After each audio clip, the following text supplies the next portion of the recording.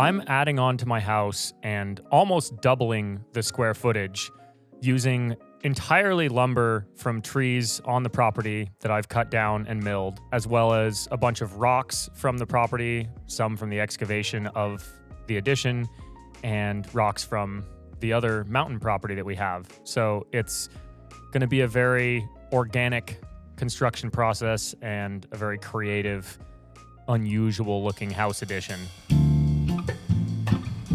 When I was a kid living in this house, it was under 700 square feet. And after my first round of remodeling, it ended up being just over 700 square feet, which I thought was more or less finished, aside from the siding that I haven't done for the last 8 years.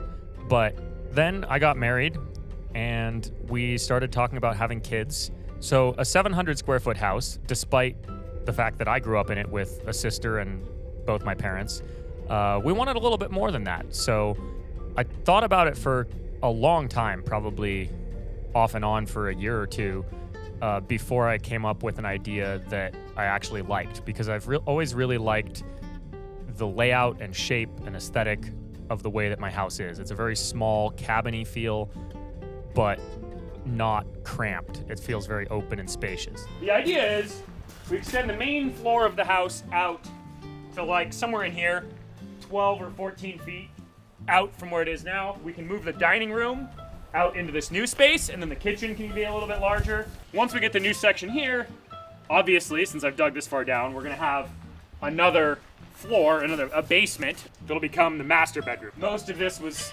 already here when my family moved here 26 years ago, and I've just, fixed and replaced stuff only as necessary. All of that'll get rearranged and done properly, so we'll have a nice master bedroom down here with still nice views of the forest and the creek and all of that.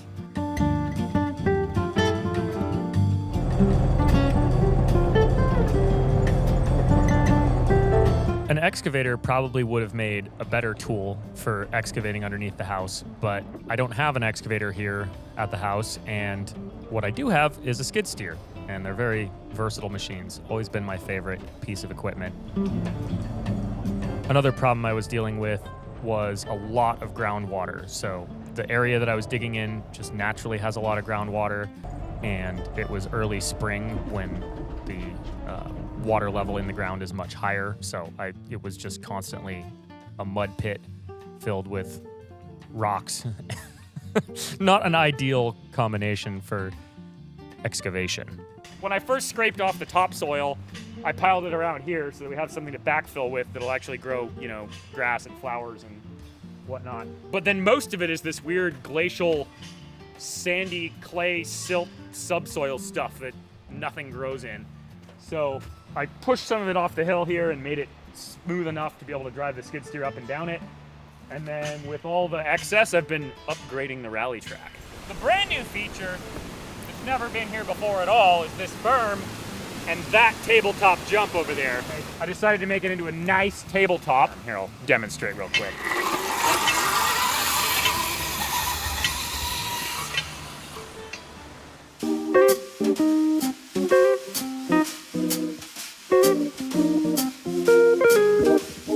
So the first step with falling any tree is to figure out which way it wants to fall. And then from there, you can figure out where you want it to fall, and then, come to a compromise, come to an agreement. So this tree, you can see, is leaning pretty heavily that way, which works out really well because there's nothing important to hit that way.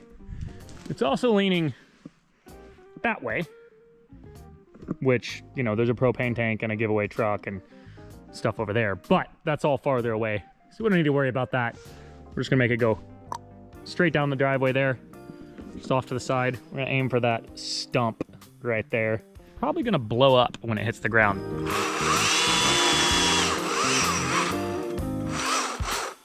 Cut your little chunk out. Cut through the backside, and if it's already leaning the way you want it to go, you don't need any wedges or anything. Just watch it fall and get out the way. I also tried to cut down only trees that were either dead, which I had many of, but unfortunately most of the already dead ones were completely rotten. or too rotten to be used for lumber anyway. Get out of the way. Come on. Bjorn, over here. Good boys. Come here. Einstein, Bjorn, come here. Bjorn, come here. Sit. Stay. There she goes. Bjorn, nope. Yeah, good boy. Missed the stump by a little bit, but to be fair, I was distracted by wrangling dogs. Yeah, more or less where we wanted to go. This particular tree was right next to the driveway, and its roots had been undermined by the driveway excavation whenever that happened some 30 years ago. It had just been looking sadder and sadder, and when I cut it down, the proof was in the tree.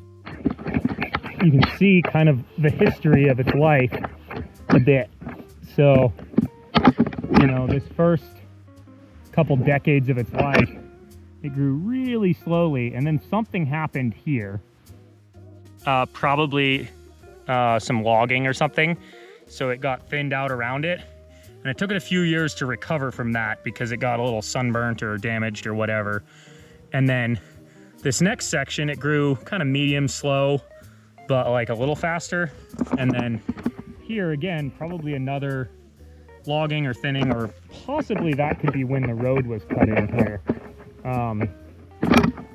Because it clearly got some damage around this side. It could be sunburn, although that's the north. It's the north side of the tree, so less likely. But after that, it kind of went crazy. So that's probably some heavy thinning where it got a bunch of extra light, and despite the damage, it recovered and grew really, really well for a bunch of years. And then after a while, it started dying.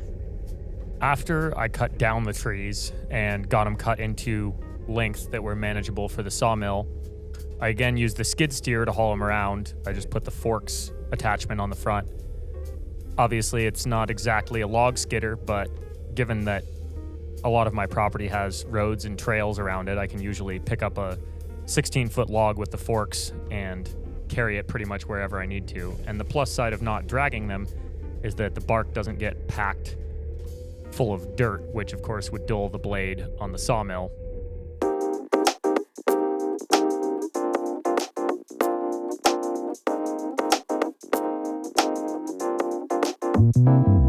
Now I'll use the trusty K-Truck as a log skidder. This thing's truly the most versatile vehicle on planet Earth. Got the chainsaw in case I need it. Tow strap. I'll probably use the winch as well.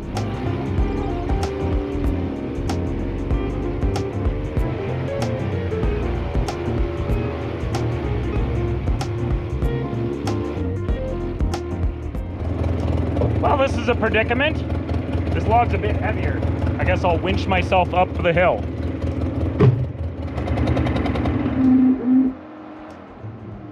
Oh, good. Good. Now I've run out of gas. Double predicament. Pretty much every vehicle on the property here is perpetually almost out of gas. And as I was skidding one of the logs up the steepest hill that's also a road on the property, I ran out of gas and then couldn't put more in the tank because of the angle that the truck was at. So I had to use the winch, pull the truck up the hill until it was flat enough to get gas in the tank.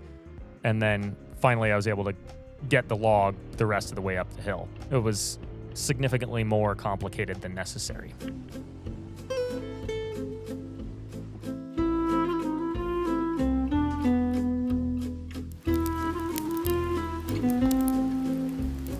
What are you doing? Get out! You don't need to go with me. Come on, out! Were you invited, bro? The back door wasn't even open to the truck. He jumped in through the driver's seat. You weren't invited, bro. When we hook up the truck to the trailer, I bet money he's gonna jump on the trailer for no reason whatsoever. Yep. Einstein is primarily my wife's dog, and he is the goofiest dog any of us have ever met. For those wondering, he's an Italian Spinoni, and they're bred to be a bird hunting dog from, obviously, Italy. But Einstein is just 100% purebred goober. He just bounces around and slobbers everybody in the face, and goofy dog. Hello! Are you gonna be a trailer horse? Is catching your ball hard even if you're the one throwing it, bud? Apparently. Oh, I forgot to tell you. This is perfect conversation for the Bonus Bolts channel. Oh. So, I sold one of my first dirt bikes since I started my channel. And it's this pedal assisted bike. It was going to be an ad deal and it fell through, so I just sold it. Yeah. So this guy gets to the shop, and my shop is just full of like 16 motorcycles-ish right now. So I open up my garage door. This guy has no idea who I am or Grind Hard or anything. Yeah. We open up the door, and this guy's just like, oh my God, man, you have a problem. That's amazing. Yeah, I was like, I do have maybe one too many motorcycles. That is hilarious. Yeah. Oh, that's to keep the blade cool. Yeah, it's just got a little tank and you fill it with water and it just drips on the blade to keep it cool and sort of lubricated. And I don't remember if there's any gas in it still, so we'll grab a can. We had to put the logs on the trailer and head up the road because that's where the sawmill was for the first part of the house build. It's not my sawmill. It's kind of a family friend community sawmill situation. It was just up the road about a mile. And of course, Edwin easily could have hopped in the truck with me, but he'll never pass up an opportunity to ride his bike and do some wheelies. Are you getting Final Destination 3 vibes following a trailer of unstrapped logs? Yeah, and I was catching up with you a little too much trying to chase my wheelie, and then I saw this log just go down oink. And I could pretty much just wheelie onto the trailer while it's moving. When we first moved to Idaho in 1999, my dad befriended the family that owns this old sawmill, and he cut down a bunch of trees on the property to make space for the garden that he wanted to build, and had the family mill a bunch of the logs into boards that he was going to use for projects around the property. Later on, I became good friends with Asa, who is the grandson of the person that used to own the sawmill, and he's going to be helping build this house. But we've known each other for basically the whole time I've lived here, and he inherited the sawmill when his grandfather passed away, and the two of us have been the primary users of it over the years since.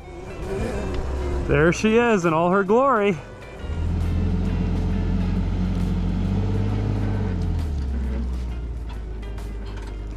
A good old sawmill made by Montana Sawmill and Manufacturing. I don't know if they still exist or not, but I do know that this mill's been on this mountain for, well, I mean, I've been around it for 26 years, so, and it wasn't brand new then. Probably been up here for most of 30 years. Obviously, loading the logs on the trailer with the skid steer is extremely easy. Getting them unloaded at the mill without a piece of equipment, significantly more complicated and difficult. I tried various methods over the course of many loads of logs. Rolling the logs up and over the fenders method definitely worked, but was not the easiest method I came up with.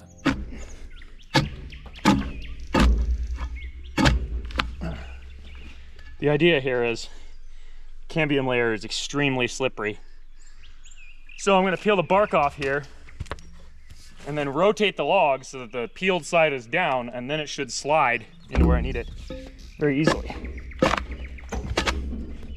Work harder sometimes, work smarter other times. In cases where I did drag the logs and get a bunch of dirt caked into the bark, I use a very rudimentary tool that's just a big chunk of metal with a blade on the end of it, and peel a bunch of the bark off wherever it's full of dirt.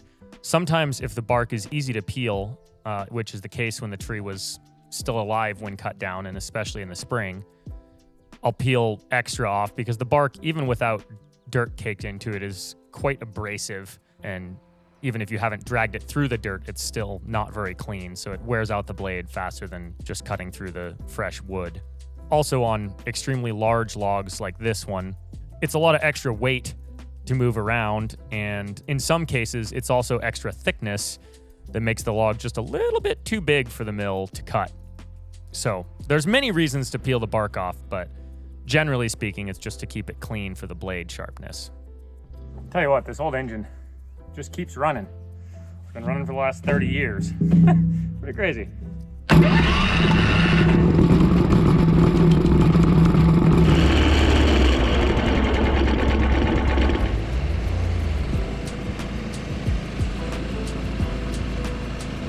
This old sawmill is entirely manual. Aside from the engine powering the blade, everything else you do by hand. There's a crank to raise it up and down for the thickness of your cut, and you just push it to cut through the log as it rolls along the track.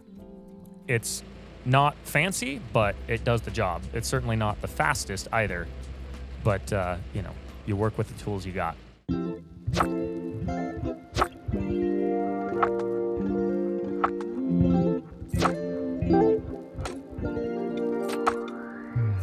Not only did I mill all of the lumber for the first round of remodeling on my house, but also I milled on the same sawmill all of the lumber that I used in both of the tree houses that I built on this property many years ago.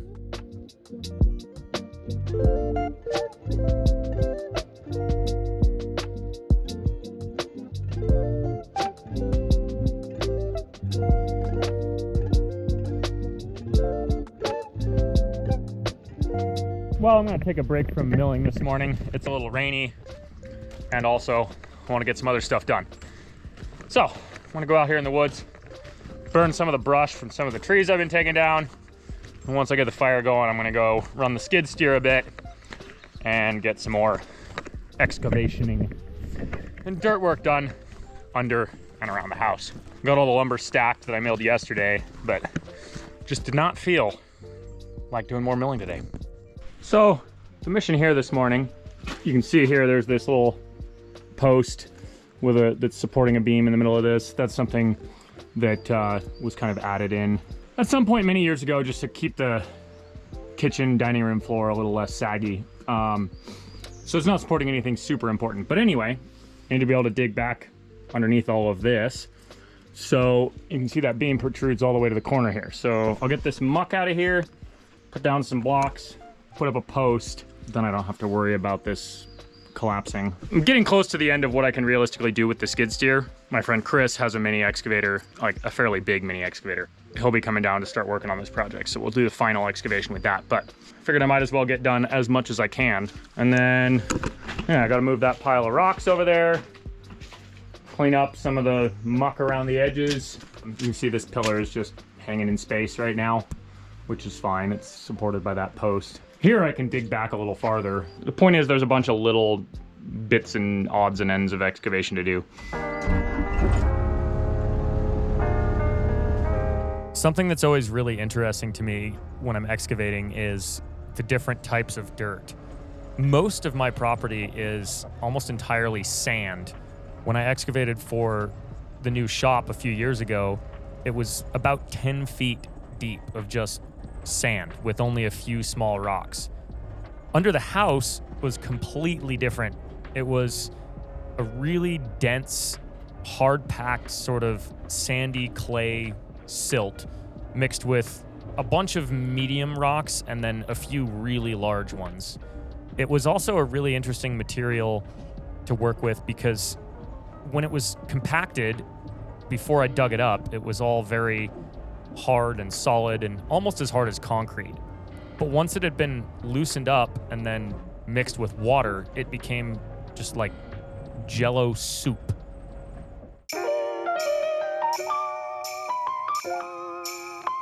Well, I need more big logs to mill into 3x12s for the house edition. And this tree right here behind me, next to the limo, it's dying. So I'm gonna take it out and mill it before it dies and rots and becomes useless. Just as a fun little challenge, I put the wedge that I cut out of the tree out there, right there. I'm gonna try and hit it and pound it into the ground with the tree. I've been cutting down trees for firewood and lumber for well over 20 years, since I was probably 12 years old. So it's always fun to make a game out of it and try to put the tree in a very specific spot. Sometimes you need to put it exactly where you need it to not hit other trees or houses or lifted Camaros or whatever. But, you know, when you have a relatively wide open space, it's fun to just kind of set yourself a little target to try and hit. Make it a little more interesting. There she goes. See how close I was.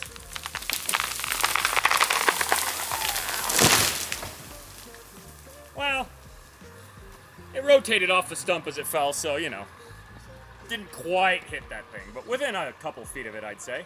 Despite having spent many countless hours over the last 26 years cutting down trees and cleaning up the forest and burning brush, it's still one of my favorite activities. There's just something very peaceful and sort of meditative about it, and something that satisfies the OCD of just taking all the disorder of dead trees and branches and sticks and cleaning it all up and turning it into firewood that you can use to keep warm, or boards for your house, or whatever. It's just a very primal and satisfying process. These two, at least, are big enough for 2x12s. I haven't actually measured the other one, but I think that'll have to be 2x6s, 2x8s, whatever else I need. Now I gotta pick up all this brush and make a pile of it. It's past burn season. It's too dry now to have big old fires, so I'll just pile up the brush and burn it in the fall.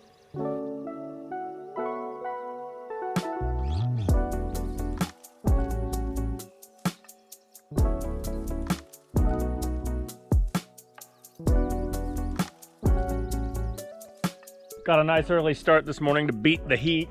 Logs all loaded up, back up the mill. Plan today, rather than trying to roll these things over the fender, because these are massive, heavy, green-ish logs.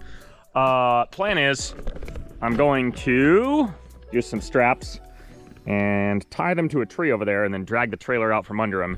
And then I can just roll them. I can use some slabs as ramps and just roll them up onto the mill. The thing is, I have to pull them off all at once, because once I pull one out of here, I can't back the trailer back into place. This was the first time I tried the strap the trees to another tree and then drive the trailer out from underneath them method. And it turned out to be by far the best way to get the logs off of the trailer. Although one of the times I did rip the metal strip off the back of the trailer because one of the knots on the big logs caught on it and just peeled it off. So I had to fix that. I'm always finding new and creative ways to make more work for myself.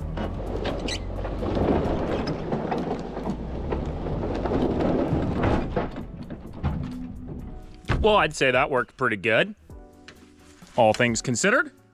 A lot of the trees that I cut down and milled early on in the milling process for the house looked pretty solid when I cut them down and even when I milled them. But as they dried, a lot of rot showed up as the wood dried out. It's kind of interesting how the wood does that, but obviously the rotten parts dry at a different rate and shrink more than the parts that aren't rotten. So it becomes much more apparent where the rot is after it's cured. So I ended up having to re-mill a fair bit of the boards that I originally milled, because by the time we used them, they turned out to be not solid enough. But that's the benefit of milling from dead or dying trees on your own property. It doesn't cost anything except a little extra time.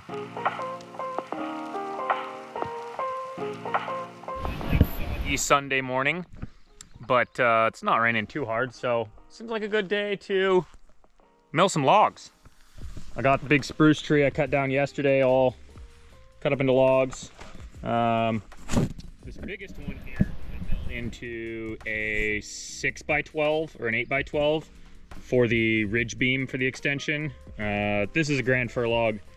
It's got a little bit of rot, so that's just going to be form boards, and then these will be 2x8s for floor joists, and then just some random like 2x4s, 2x6s. I don't necessarily plan on milling every board for the addition, like the 2x6s for the walls. I'm gonna try to mill all the specialty stuff first, or like the form boards, 2x12s, you know, out of some semi-rotten grand fir. Most of the trees that I cut down for this part of the house were all the same species, and that's grand fir, or sometimes known around here as white fir. And the reason that that's most of the trees I was cutting down is because they're the most dominant species on my property. And also, they're not very long-lived or healthy. They die very frequently. They're super prone to disease and susceptible to drought and otherwise just not a very hardy tree. They grow incredibly fast, and conveniently they also grow super straight, generally speaking. So they make for good lumber. It's not the strongest lumber, and it's very, very much not resistant to rot, but all of these beams and boards are going to be inside the house, so the rot resistance really isn't an issue.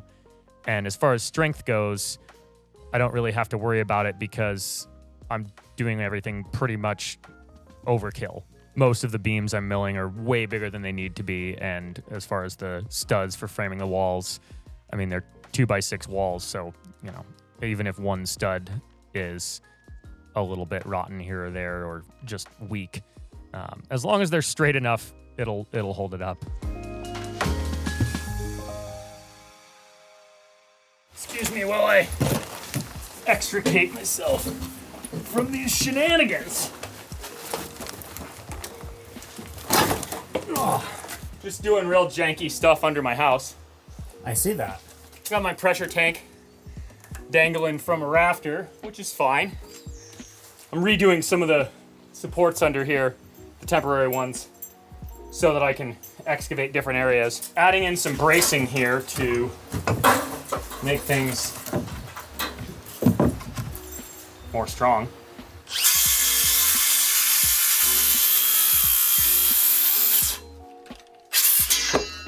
There's something satisfying about inherently temporary stuff like this, where angles don't matter and it can be ugly.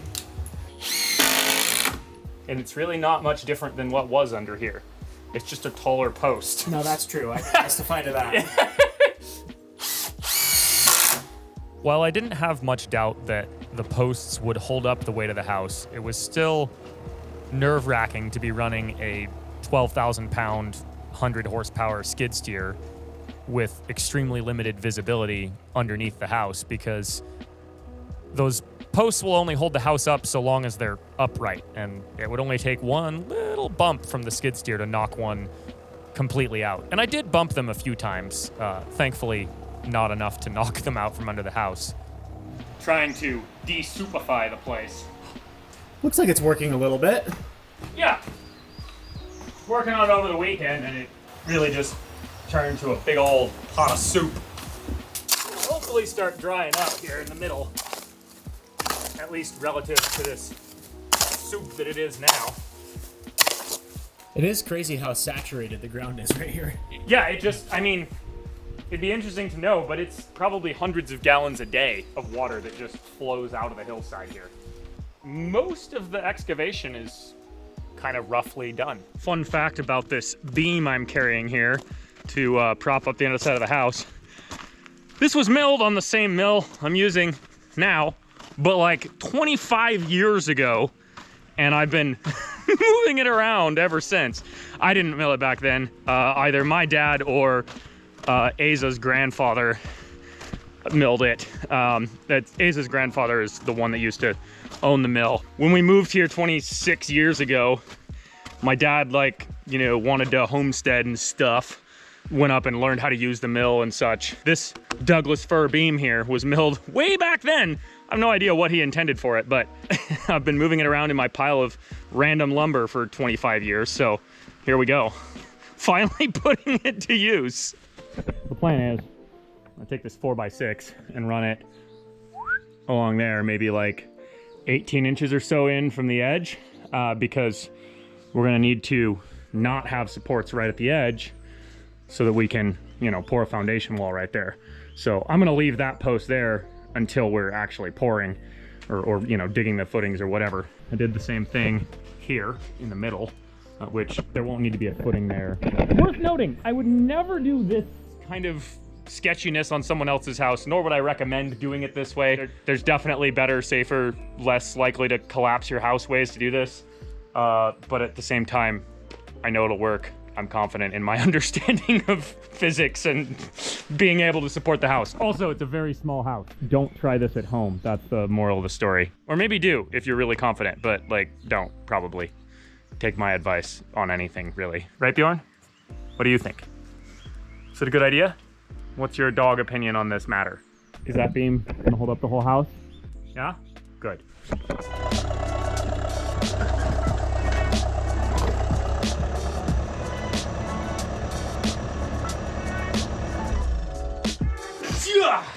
Scaffolding, ladder, who needs one when you got a skid steer? The most challenging part was just propping up the house in ways that didn't get in the way of getting the machinery underneath the house to dig out from under it. I think in most cases when someone would jack their house up and add a basement underneath it, they would actually do that and jack it up and get the house up above where it had originally been and then put it up on some giant steel beams to hold it up while they excavated underneath it. Well, I don't have any giant steel beams, and I don't really plan ahead very much. I just figure things out as they go. So I propped it up on a bunch of posts and hoped for the best. Got a fair bit done this morning. Doesn't look like it, but got that brace in, got it jacked up, knocked that corner post entirely off of its rock with the skid steer. And the house didn't fall down, so that means that the new post that I put in is doing its job. Also, houses are pretty rigid once they're in place. Like, you couldn't leave it unsupported for forever, but for a few minutes, or even hours, or even days, it'll probably hold itself up without, like, any of that corner supported. Because, you know, shear, plywood, structural integrity, stuff. This is not a recommendation to unsupport your house. One of the days when I was working on some excavation for the house, I broke a track on my skid steer. I had to wait a couple weeks for the new tracks to come in, but then when they did, I needed to get many hundreds of pounds track down to where the broken skid steer was. Conveniently, we had our Temu mini skid steer around for our ridiculous challenge, and I just used that to drag the track down to the skid steer and actually used it to help get the track on as well. Ironically, the Temu mini skid steer could barely pick up one track for my full-size skid steer. Partway through the excavation for the house edition, we got our Temu mini excavator that we used for ridiculous off-road challenge on the Grind Hard channel. I decided to give it a test run around the house and use it to dig a hole for a fruit tree in the garden, and then actually use it underneath the house for some excavation just to see how it did and see what it was capable of. It actually came in handy because of how ridiculously tiny it is. It fits into places that no other machine would. Of course, it's not the most powerful, and the controls are truly horrendous in terms of ease of use, but it does work surprisingly well for a $5,000 brand new excavator.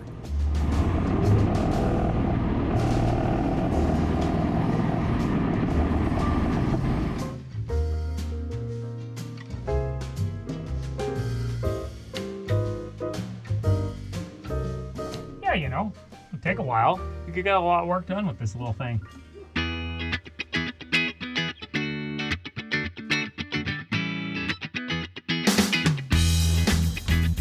Look, the teeny weeny excavator's mom is here. Chris's excavator, her name is Eleanor. Today I've started calling this thing teeny weeny, and Chris decided that it's Eleanor's baby. We don't know who the father is. But yeah, we're in the house getting things dug out and propped up. And our main current issue is there's a ginormous boulder right here that's exactly where we need to dig. When that rock falls out, it's gonna try to take out these posts that are holding everything up. So Chris is gonna have Eleanor's bucket there to keep it from hitting this post, and I'll dig out around it with teeny weeny here till it falls. Right now we're throwing this extra post in here for backup. During the later stages of the excavation process, there was a lot of putting in a post, bracing it, and then moving it a few hours later to get it out of the way of some excavation we needed to do. Just kind of the nature of digging a basement under an existing house. But in the far back corner of our excavation process, we found a giant boulder that we had to dig out. Even Chris's much larger excavator that weighs, 12,000 pounds, couldn't budge the rock by itself. So we got teeny weeny, as we call it, the mini excavator from Temu.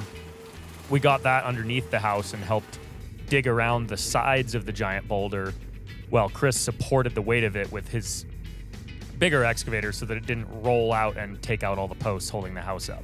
Ironically, it was also by far the largest rock that we pulled out from under the house.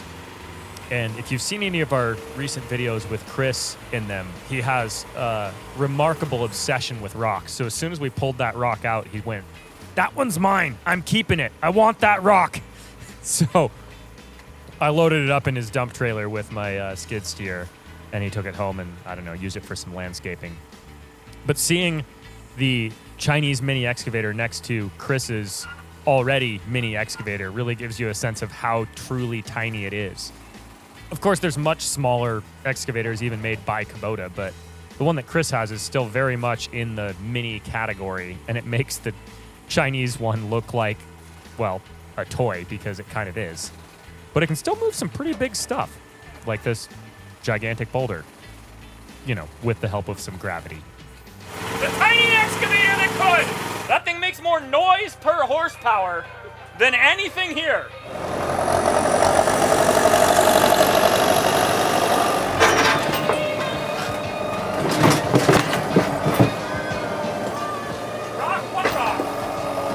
I've had this skid steer for a few years now. It continuously amazes me how capable this machine is. With the tracks, for one, it can just go up vastly steeper hills and is vastly more stable, but just the amount of weight that it can pick up. I mean, I've picked up rocks with it that are probably 6,000 pounds plus. It's only rated to pick up about 2,700 pounds, but it'll actually pick up a lot more than that because skid steers are usually rated at 50% of tipping load as their rated capacity. So tipping load is how much weight it takes to tip the skid steer forward with the weight in the bucket. And they always just take that number and then cut it in half for the rated carrying capacity just for safety. But Chris said he wanted the rock, so I put it in his trailer. What we've got here is a big hole under my house. Ethan, What? I figured out who baby's daddy is. This? It doesn't look anything like its dad. Also, why is it so small?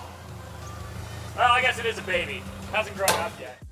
This is why we started a brand new YouTube channel. It's called Bonus Bolts because this is the extra content for Grind Hard Plumbing Co., the main channel. But on here, we're going to slow things down, really explain what we're working on with a big emphasis on heavy machinery because that's where we're at in life right now. I guess you just hit a certain age and you want to move big rocks with heavy machinery. And this is what it's all about. So this is Bonus Bolts. If you're into it, make sure you subscribe. There's going to be a crazy foundation coming up soon with all kinds of boulders built into it and floating stairs. Can't wait to show you guys. Make sure you stick around.